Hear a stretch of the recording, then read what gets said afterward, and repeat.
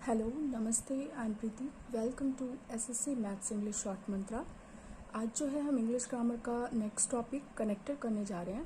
और ये जो है कंजंक्शन और कनेक्टर, जब आप कंजंक्शन पढ़ोगे तो उसके साथ ही आप कनेक्टर को भी पढ़ोगे, क्योंकि जो कनेक्टर होते हैं उसमें कंजंक्शन भी इंक्लूडेड होता है। ठीक है, तो आज हम स्टार्ट करते हैं कनेक्टर को कि कनेक्टर होता क्या है और इसको कंजंक्शन और ये इनमें क्या डिफरेंस होता है। ठीक है, कनेक्टर जैसे वर्ड से ही पता है कि कनेक्टर क्या है, ये कनेक्ट करने वाली, यानी कि दो चीज़ों को जोड़ने का जो काम करती है उसको हम कनेक्टर कहते हैं। इट मे बी कंजंक्शन और प्रीपोजिशन। ठीक है, तो ये जो है कनेक्टर जो होता है इसमें कंजंक्शन एंड प्रीपोजिशन दोनों इंक्लूडेड होता है। यानी कि जो कंजंक्शन होता है, कंजंक्शन को हमने ये पढ़ा है कि कंजंक्शन जो है जोड़ने का काम करती है। ठीक है, और कभी कभी क्या होता है सेंटेंस में जोड़ने का काम कोई प्रेपोजिशन भी करता है, इस वजह से ये कनेक्टर जो है, इसलिए इसे कनेक्टर कहा जाता है, क्योंकि कनेक्टर में जो है दो चीज़ें आती है। एक तो पहला conjunction and second is preposition. ठीक है, क्योंकि कंजंक्शन तो जोड़ने का काम करती ही है। हमने पहले भी इसके पहले वीडियो में मैंने कंजंक्शन बताया, कंजंक्शन को वहाँ पे हमने डिटेल में डिस्कस किया है। तो यहाँ पे इसको पढ़ना कनेक्टर को इसलिए ज़रूरी है क्योंकि कभी कभी क्या होता है कि कनेक्टर में, जैसे मैंने अभी बताया कि कंजंक्शन और प्रीपोजिशन दोनों होता है, तो कभी कभी सेंटेंस में हमें जहाँ पे कंजंक्शन यूज़ होना था वहाँ पे प्रीपोजिशन दे देते हैं, और जहाँ पे प्रीपोजिशन यूज़ होना था दो सब्जेक्ट को जोड़ने के लिए, दो सेंटेंस को जोड़ने के लिए, वहाँ पे हमें कंजंक्शन दे देते हैं और इस तरह का एरर बनता है। ठीक है, तो यहाँ पे हमें पता होना चाहिए कि कंजंक्शन किस चीज़ को जोड़ता है एंड प्रेपोजिशन जो है वो किस चीज़ को कनेक्ट करता है। ठीक है, तब जाके हमारा जो एरर होगा वो हम सही से फाइंड कर पाएंगे। तो जो कंजंक्शन होता है वो कनेक्ट करता है किसी सेंटेंस को या किसी क्लॉज को। ठीक है, और प्रीपोजिशन जो होता है वो कनेक्ट करता है किसी वर्ड्स को या फ्रेज को। ठीक है, यहाँ पे कुछ कंजंक्शन कनेक्टर हैं एंड प्रेपोजिशन कनेक्टर हैं। इसको पहले वन बाय वन देखते हैं, उसके बाद इसको सेंटेंस में देखेंगे कि कहाँ पे इससे एरर आ सकते हैं। पहला है कंजंक्शन। वर्ड पे आप ध्यान रखोगे कि कंजंक्शन जो है वो सेंटेंस एंड क्लॉज को कनेक्ट करता है, और प्रीपोजिशन जो है वर्ड्स और फ्रेज को ऐड करता है। ठीक है, वर्ड्स का मतलब हो गया ऑब्जेक्ट। ऑब्जेक्ट क्या हो सकता है, कोई नाउन या प्रोनाउन हो सकता है। ठीक है, तो यहाँ पे आप याद रखोगे कि प्रीपोजिशन जो है वो किसी नाउन या प्रोनाउन को जब हमें कनेक्ट करना होगा तो हम प्रीपोजिशन का यूज़ करेंगे, और जब कंजंक्शन को यूज़ करना होगा तो उसका मतलब होगा कि वो किसी सेंटेंस या क्लॉज को ऐड कर रहा है। कुछ कंजंक्शन कनेक्टर हैं जैसे so that, in order that. ठीक है, दो, ऑल दो, even though, because, since, as, ये सारे हमारे कंजंक्शन कनेक्टर हैं। प्रेपोजिशन कनेक्टर कौन सा है, so as to, in order to, in spite of, despite, because of, owing to. ठीक है, तो इन सब के बाद जो है, इन सब के बाद हमारा जब हम किसी चीज़ को जोड़ते हैं तो इन सब के बाद हमारा सेंटेंस या क्लॉज नहीं आता, इसके बाद हमारा कोई फ्रेज आएगा या कोई वर्ड आएगा। ठीक है, प्रेपोजिशन कनेक्टर के बाद। लेकिन कंजंक्शन कनेक्टर के बाद क्या होगा, इसके बाद कोई सेंटेंस आएगा या कोई क्लॉज आएगा। इसके बाद हम देखते हैं नेक्स्ट कॉन्ट्राडिक्टिव कनेक्टर। ठीक है, कनेक्टर भी बहुत तरह के होते हैं, जैसे हमने उसमें पढ़ा था कंजंक्शन में कि कॉन्ट्राडिक्टरी होते हैं, या कोई पर्पस बताने के लिए होते हैं, कोई टाइम बताने के लिए होता है। तो यहाँ पे कॉन्ट्राडिक्टरी कनेक्टर क्या है, कॉन्ट्राडिक्टरी कनेक्टर यहाँ पे बहुत सारे लिस्ट हैं, और इसमें ये देखना है कि कौन सा बिगनिंग यानी कि in the beginning of the first sentence में कौन सा कनेक्टर हम यूज़ करेंगे सेम सेंस के लिए, और कौन सा in the beginning of the second sentence, यानी कि दो सेंटेंस अगर है, फर्स्ट एंड सेकेंड अगर उसको ऐड करना है तो कौन सा बीच में मतलब यूज़ होगा सेकेंड सेंटेंस के बिगनिंग में, और कौन सा फर्स्ट सेंटेंस के बिगनिंग में यूज़ होगा, वहाँ पे हमें वो चेक करना है। तो ये सारे जो कंजंक्शन के जो लिस्ट है, कनेक्टर के जो लिस्ट हैं, ये सारे जो हैं ये बिगनिंग में यूज़ होंगे। ठीक है, बिगनिंग ऑफ द सेंटेंस में यूज़ होंगे। तो इसमें है कौन कौन सा, दो, ऑल दो, even if, in spite of the fact that, despite the fact. यहाँ पे एक चीज़ याद रखोगे, इन स्पाइट ऑफ जो है ये सिर्फ प्रेपोजिशन है, लेकिन इन spite of the fact that अगर ये पूरा हम लिखते हैं तो ये एक कंजंक्शन हो जाता है। ठीक है, डिस्पाइट, सिर्फ डिस्पाइट एक प्रेपोजिशन है, डिस्पाइट द फैक्ट दैट ये एक कंजंक्शन बन जाता है। दैट मीन्स इसके बाद जो है पूरा सेंटेंस आएगा। लेकिन अगर हम सिर्फ इन स्पाइट ऑफ यूज करेंगे तो इसके बाद हमारा प्रेपोजिशन आएगा, सॉरी इसके बाद कोई वर्ड या फ्रेज आएगा।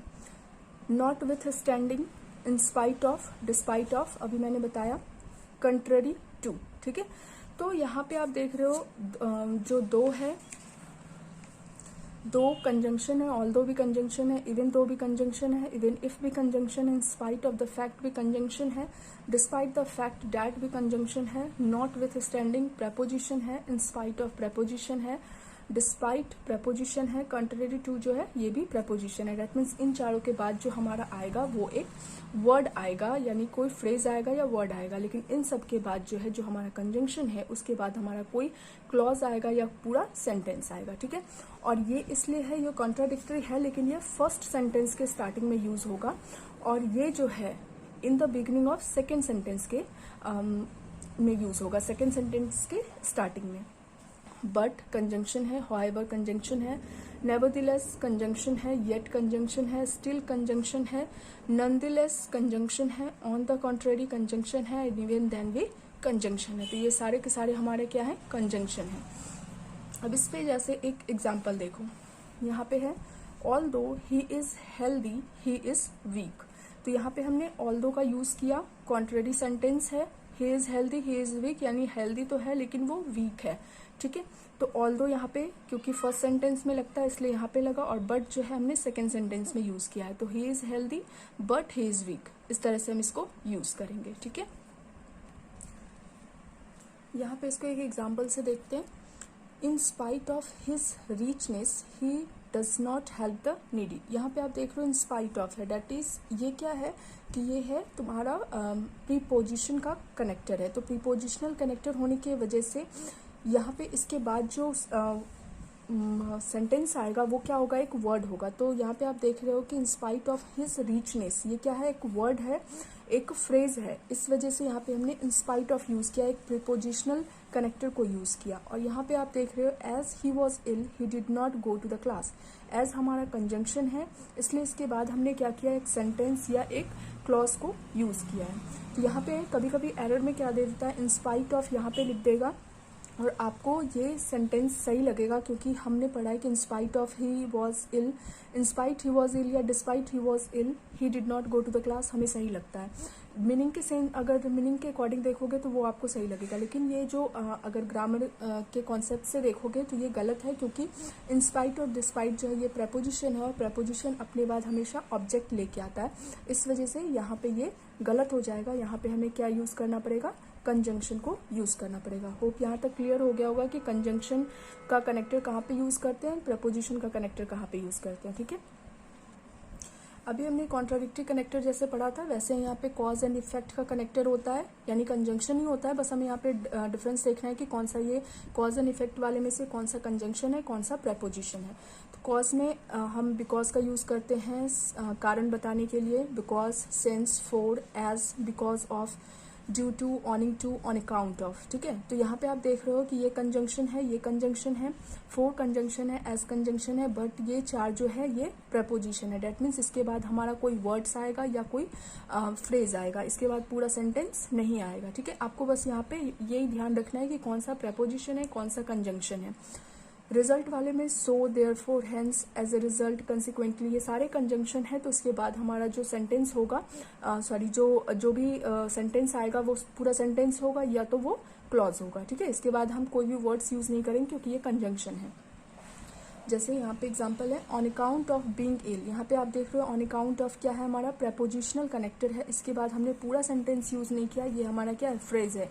तो उसके बाद हमने लिखा he went to the doctor. अगर हम यहाँ पे बिकॉज लगाएंगे तो ये गलत हो जाएगा, क्योंकि बिकॉज जो है कंजंक्शन है, ये अपने साथ क्या लेके आता है, पूरा सेंटेंस लेके आता है।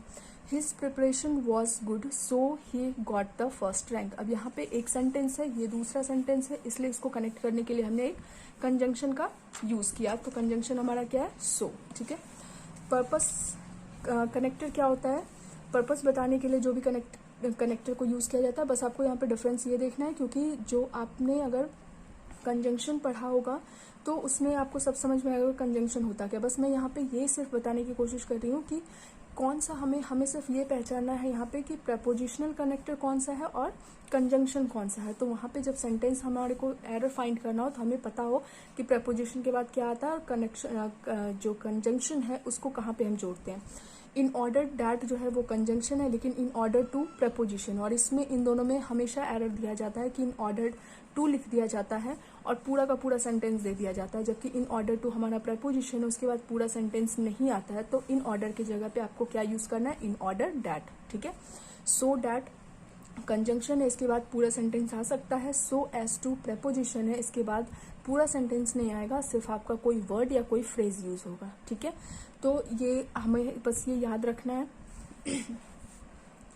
नेक्स्ट है कॉन्ट्रास्टिंग कनेक्टर। ठीक है, on the one hand, on the other hand, इस तरह का आता है, वाइल, वेयर एज। तो ये सारे कंजंक्शन है, इसके बाद पूरा सेंटेंस ही आता है। ठीक है, जैसे आप example, my pen is new whereas yours is old. ये पूरा सेंटेंस है, ये पूरा एक सेंटेंस है, इसको जोड़ने के लिए हमने कंजंक्शन का यूज किया, वेयर एज। तो ये सारे के सारे क्या है, कंजंक्शन ही है, ये प्रपोजिशन नहीं है, ये कंजंक्शन है। ठीक है, connector of addition, extra information जो देते हैं उसके लिए यूज होता है कनेक्टर ऑफ एडिशन। कभी ये क्या होता है, एडिशनल इंफॉर्मेशन के लिए यूज होता है। Not only this but also this, मतलब सिर्फ ये ही नहीं वो भी। तो जब हम एडिशन को बताने के लिए, यानी कि इसको ये भी और वो भी, जब उस सेंस में हम यूज करते हैं तो वहाँ पे कनेक्टर ऑफ एडिशनल, यानी एडिशनल चीज़ों के बारे में जब इन्फॉर्मेशन देनी होती है तो उसके लिए हम ये सारे कंजंक्शन को यूज करते हैं। ठीक है, ये सारे के सारे कंजंक्शन, इसमें कोई भी प्रपोजिशन नहीं है,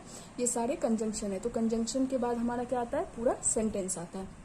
नॉट ओनली बट ऑल्सो, ये तो कंजंक्शन में सारे का रूल मैंने वहाँ पे बताया हुआ है।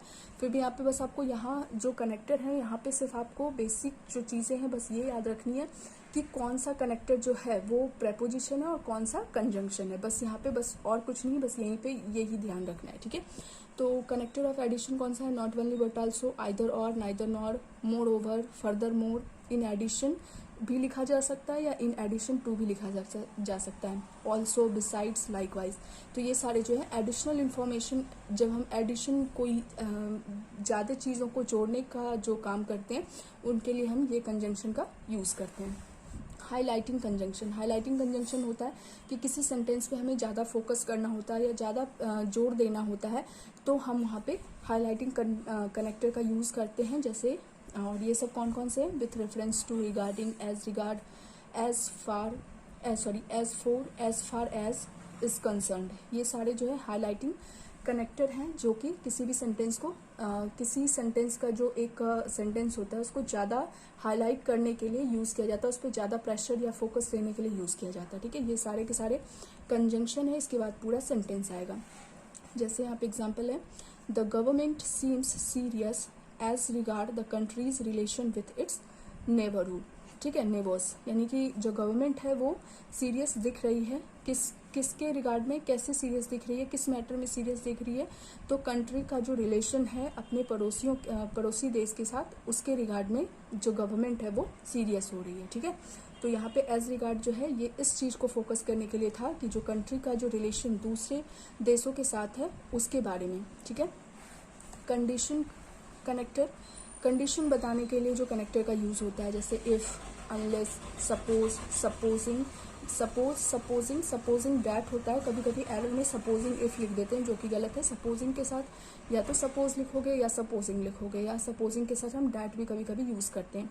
इन case, so long as, on the condition that, so long as का मतलब होता है on the condition that. Provided भी यूज़ कर सकते हैं, प्रोवाइडेड डैट भी हम यूज़ कर सकते हैं। और ये सारे भी कंजंक्शन है, प्रीपोजिशन इसमें से कोई नहीं है, ये सारा कंजंक्शन है। इसके बाद हमारा क्या आएगा, पूरा सेंटेंस या कोई क्लॉज। और जो अभी हमने पढ़ा कॉन्ट्राडिक्टरी कंजंक्शन, उसमें हम जो जिस सब सेंटेंस में कॉन्ट्राडिक्टरी कंजंक्शन लगा होता है उस सेंटेंस में हम मोडाल्स का यूज़ नहीं करते हैं, मतलब can, could, may, might, will, shall का यूज़ हम नहीं करते हैं। ठीक है, ये सारे जो हैं हमारा कंजंक्शन है और ये टाइम डिनोट करता है। ठीक है, टाइम डिनोटिंग कंजंक्शन है, ये सारे के सारे कंजंक्शन ही है, इसमें कोई भी प्रपोजिशन नहीं है। ठीक है, इसके साथ भी हम मॉडल्स का यूज़ नहीं करते, यानी कैन, कुड, मे, माइट, जिस सेंटेंस में ये लगा होता है उसमें हम कैन, कुड, मे, माइट हम नहीं यूज़ करते हैं। ठीक है, अदर कंजंक्शन, अदर कंजंक्शन जैसे नाउ डैट, ये भी कंजंक्शन है, इसका मतलब होता है अब जबकि, इस सेंस में, ठीक है। इमीडिएटली, डायरेक्टली, ये भी कंजंक्शन है, सेम मीनिंग होता है एज सुन एज का। एज सुन एज का जो मीनिंग होता है जैसे ही, उसी सेंस में इमीडिएटली और डायरेक्टली को हम यूज़ करते हैं। विल और शैल नॉट यूज, इसके साथ जो है ये जिस सेंटेंस से स्टार्ट होता है इसमें हम विल या शैल का यूज़ नहीं करते हैं, ठीक है। जैसे as soon as I reach home some guest arrive बोलते हैं ना, उसी के सेंस में डायरेक्टली भी हम यूज़ कर सकते हैं, या यहाँ पे इमीडिएटली भी यूज़ कर सकते हैं, या एज सुन एज भी यूज़ कर सकते हैं। यानी इमीडिएटली और डायरेक्टली का मीनिंग जो होता है एज सुन एज का जो मीनिंग होता है वही होता है, ठीक है। The moment, the instant, the minute के बाद हम डैट का यूज़ कर भी सकते हैं, नहीं भी कर सकते हैं, सबका मीनिंग एक ही होता है। द मोमेंट और the moment that same meaning होता है। द इंस्टेंट और द इंस्टेंट डैट, ये सारे का मीनिंग जो है सेम होता है। डैट लगाएंगे तो भी, डैट नहीं भी लगाएंगे तो भी सेम मीनिंग होता है, ठीक है। I knew you were innocent the instant I saw you, ठीक है। तो यहाँ पे द इंस्टेंट डैट भी आप यूज़ करोगे तो भी यहाँ पे हमारा सेम मीनिंग होगा। और ये सब क्योंकि कंजंक्शन है, इस वजह से इसके बाद पूरा का पूरा हमारा सेंटेंस आ रहा है या कोई क्लॉज आ रहा है, ठीक है। इन डैट भी हमारा कंजंक्शन है, इसका मतलब होता है इस कारण से कि, ठीक है। You should try to develop concentration, you should try to develop concentration in that competitive examination need complete devotion, ठीक है। तो इन डैट भी हमारा क्या था, कंजंक्शन था, इस वजह से यहाँ पूरा का पूरा सेंटेंस आया है, ठीक है। नेक्स्ट है इन सो फार एज, ये भी हमारा कंजंक्शन है, इसका मतलब होता है जहाँ तक कि, टू द डिग्री डैट, ठीक है। In so far as this news is correct in so far as I knew, ये क्या है, क्लॉज है। यहाँ पे आप देख रहे हो ये कंजंक्शन है, इसके बाद एक क्लॉज आया है। इन एज मच एज, इस बात को ध्यान में रखते हुए की, तो यहाँ पे भी ये क्या है, कंजंक्शन है। यहाँ पे देखो I feel betray inasmuch as nobody help me in my hour of need, यहाँ पे भी आप देख रहे हो ये कंजंक्शन है, इसके बाद पूरा का पूरा सेंटेंस आया है। No matter plus WH question, no matter के साथ अगर WH क्वेश्चन आता है तो उस सेंटेंस में हम विल या शैल को यूज़ नहीं करते हैं। जैसे no matter where you go your action will be with you, ठीक है। नो मैटर ये भी एक कंजंक्शन का फॉर्म होता है, और नो मैटर के बाद आप देख रहे हो यहाँ पे भी क्या आ रहा है, क्लॉज आ रहा है, यानी सेंटेंस आ रहा है। तो और यहाँ पे भी एक सेंटेंस को जोड़ने का काम किया गया है। तो नो मैटर के बाद सिर्फ आपको ये याद रखना है कि नो मैटर के बाद अगर कोई WH क्वेश्चन आता है तो उसके बाद हमें विल या शैल का यूज़ नहीं करना है उस सेंटेंस में। इसमें हम कर सकते हैं, इस सेंटेंस जिसमें कि ये लगा होता है, जिससे ये स्टार्ट होता है, उसमें हम यूज़ नहीं करते हैं, ठीक है। No matter plus WH question का जो सेम मीनिंग होता है वो होता है हु एवर या वॉट एवर या हाउ एवर, मतलब कि इसको हम इस तरह भी लिख सकते हैं। नो मैटर वेयर को हम लिख सकते हैं wherever you go, no matter where you go, तो इसका जो नो मैटर वेयर है इसका मतलब होता है वेयर एवर यू गो, ठीक है। ये सेम मीनिंग देता है, your action will be with you, ठीक है। यहाँ तक समझ में आ गया। अब यहाँ पे कुछ कंजंक्शन में ही, जैसे कोऑर्डिनेटिंग कंजंक्शन होता है, सबऑर्डिनेटिंग कंजंक्शन होता है, जो कि कंजंक्शन के चैप्टर में हमने पढ़ा था। यहाँ पे थोड़ा चीज़ आप कुछ चीज़ें आपको ध्यान रखनी है कि जैसे अभी तक हमने क्या पढ़ा कि जो कंजंक्शन होता है वो एक सेंटेंस या क्लॉज को जोड़ता है, और जो प्रेपोजिशन कनेक्टर होता है वो एक वर्ड्स या किसी फ्रेज को जोड़ता है। लेकिन इसमें जो है कुछ कोऑर्डिनेटिंग कंजंक्शन होते हैं, यानी कंजंक्शन के टाइप में कोऑर्डिनेटिंग कंजंक्शन होता है, जो कि ये सेंटेंस के साथ साथ, क्लॉज के साथ साथ ये कुछ वर्ड्स और फ्रेज को भी जोड़ता है। ये एक्सेप्शन है, ठीक है। इसमें कौन कौन से आते हैं, ये होता है फॉर एंड नॉर बट और येट और सो, ठीक है।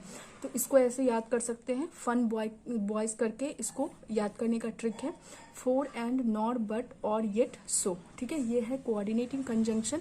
कोऑर्डिनेटिंग कंजंक्शन क्या होता है, कोऑर्डिनेटिंग कंजंक्शन होता है जब दो सेंटेंस जो होते हैं वो इंडिपेंडेंट होते हैं, यानी कि अलग अलग भी हम उसको बोल सकते हैं, उसका सेपरेट करने पे भी उसका मीनिंग प्रॉपर निकलता हो तो उसको कोऑर्डिनेटिंग कंजंक्शन बोलते हैं। सबऑर्डिनेटिंग कंजंक्शन क्या होता है, जो सेकंड सेंटेंस होता है वो फर्स्ट पे डिपेंड होता है, ठीक है। अगर दोनों का अलग मीनिंग निकालेंगे तो एक का तो निकल जाएगा, लेकिन दूसरा जो है पहले वाले पे डिपेंड होगा।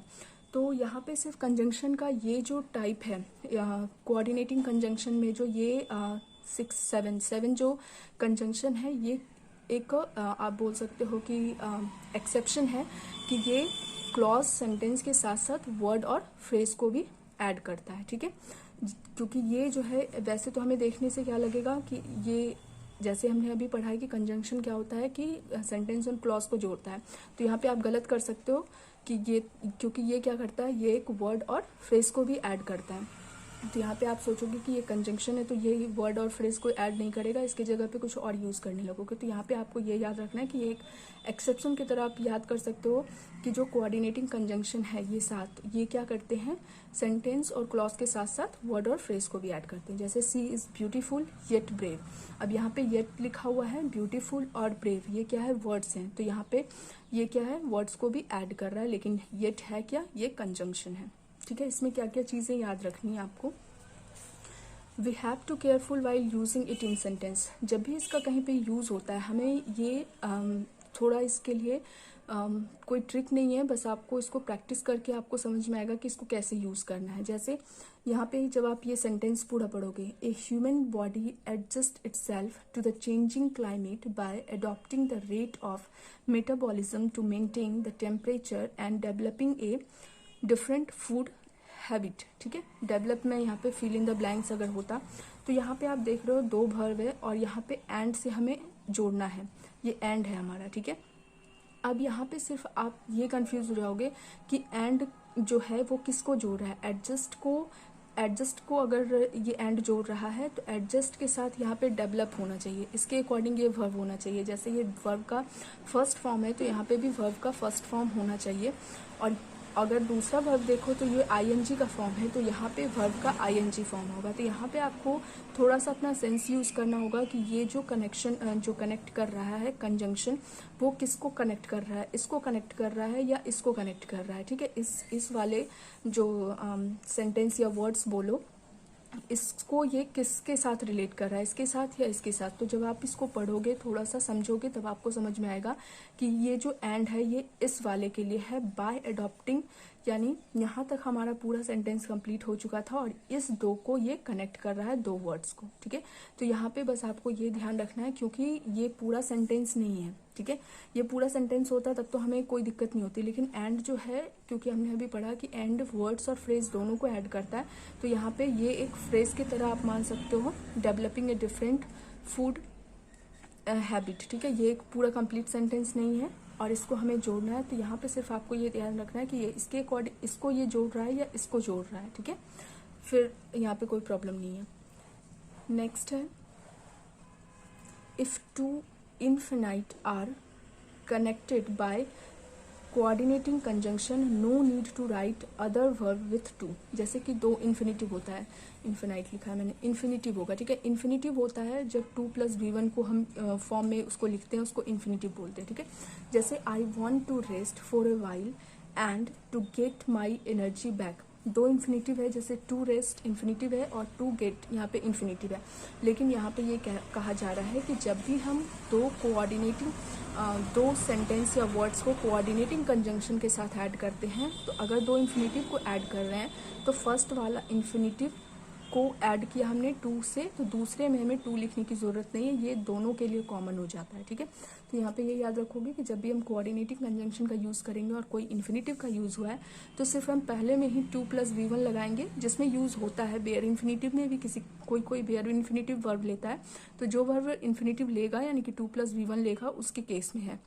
जो बेयर इन्फिनेटिव है तो उसके केस में तो नहीं होगा, लेकिन जो वर्ब इन्फिनेटिव लेता है 2+v1 लेता है उसके केस में बताया जा रहा है। ठीक है, तो इसका मतलब ये नहीं है कि ये बेयर इन्फिनेटिव यहाँ पे एंड के बाद यूज हो गया, इसका मतलब ये है कि ये जो टू है ना, ये दोनों के लिए हो गया है, टू रेस्ट के लिए भी और टू गेट के लिए भी, तो इसको हम नहीं लिखते हैं। ठीक है, next, when two auxiliary verb connected with coordinating conjunction, जैसे he should and will study properly, तो यहाँ पे जो ऑक्सिलरी वर्ब है, ये दोनों ऑक्सिलरी वर्ब जो है वर्ब का फर्स्ट फॉर्म ही लेंगे, इस वजह से हमने यहाँ पे सिर्फ एक बार ये वर्ब का फॉर्म लिखा। जैसे ये हो सकता था he should study and will study properly, हम दोनों जगह स्टडी लिख सकते थे, लेकिन क्योंकि हमने ऐड किया है कोऑर्डिनेटिंग कंजंक्शन से, इसलिए ऑर्डर दोनों वर्ब जो है दोनों ऑक्सिलरी वर्ब जो है ये वर्ब का फर्स्ट फॉर्म ही ले रहा है, इस वजह से हमने यहाँ पे एक बार लिखा।